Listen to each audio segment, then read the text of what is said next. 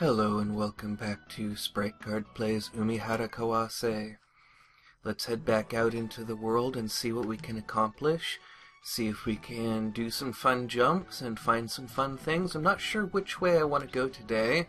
I think I want to focus a bit more on the short route, but I also feel like I want to bring a certain amount of variety into this series because I know that it can get a little dull if I'm doing the same thing every single day.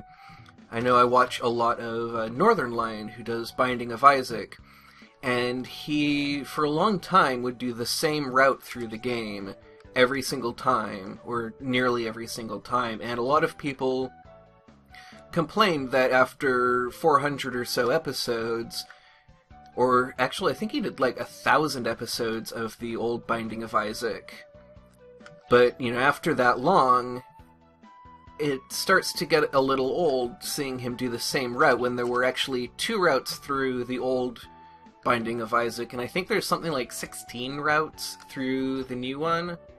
I'm not sure exactly, but part of what is comforting about this game is the way that it's the same every time.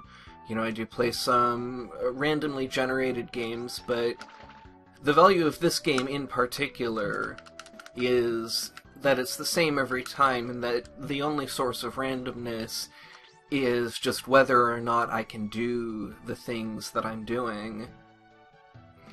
And so part of me wants to just kind of embrace that and do the same things over and over, because that's so much what this game is about, is doing things over and over and sort of getting into the rhythm of things and just... Whoops! Well, I haven't ever done it quite that way before. That was a little bit surprising. Let's see if we can do this a little bit more cleanly this time. So, yeah, part of me just wants to kind of embrace that and just grind away at the one short route until I can complete it, and then maybe think about going in other directions.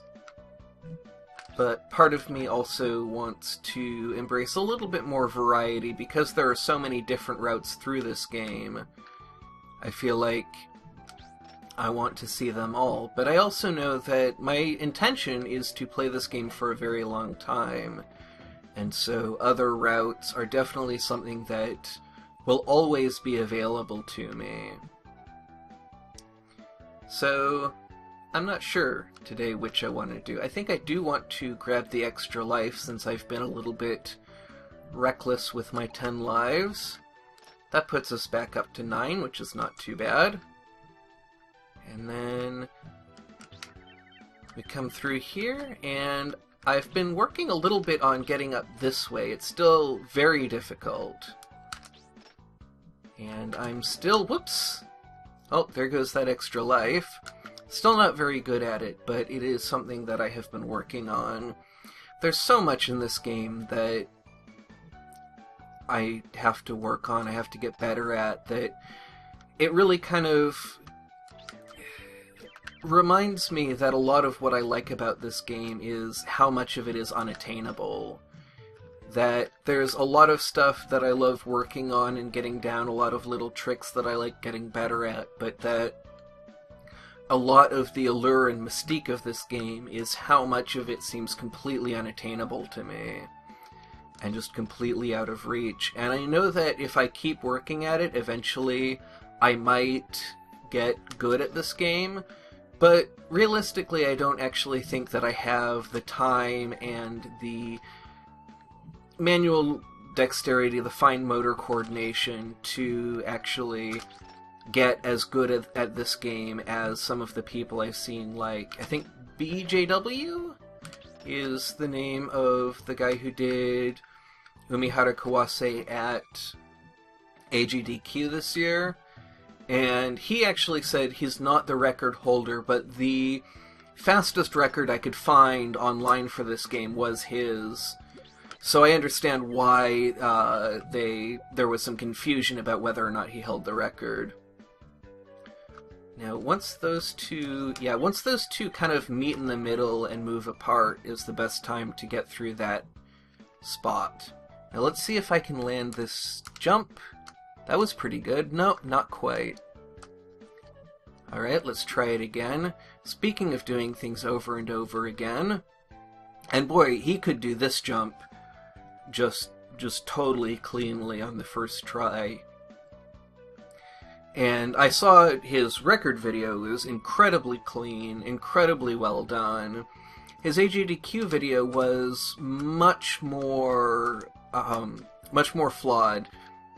He had a lot of falls, a couple of deaths, and so it was interesting seeing, one of the best Umihara Kawase players in the world still really struggled to get through the game.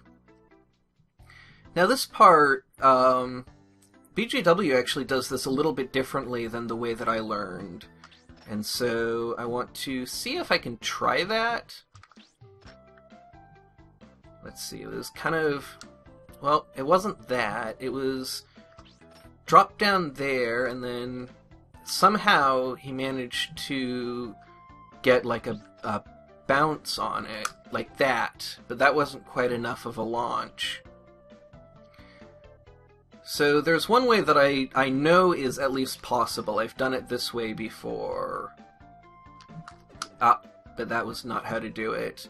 It's pretty tight timing. I have to let go of right while holding on to hook.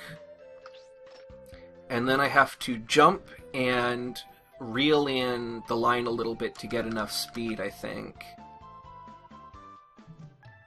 So it's tricky, but it's definitely doable.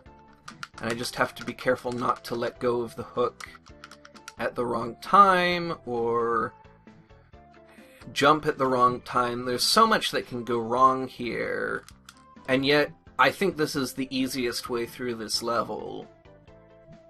So maybe in the future, or maybe right now, maybe I'll give this another shot. This is an extremely difficult level, and it's one that I have not worked on very much. But we managed to get through there. Now what are we looking at? Okay. So we have an eel and an eel spawner, and a jump that is too wide to get across. That's good to know. Well, this may be the end of the line,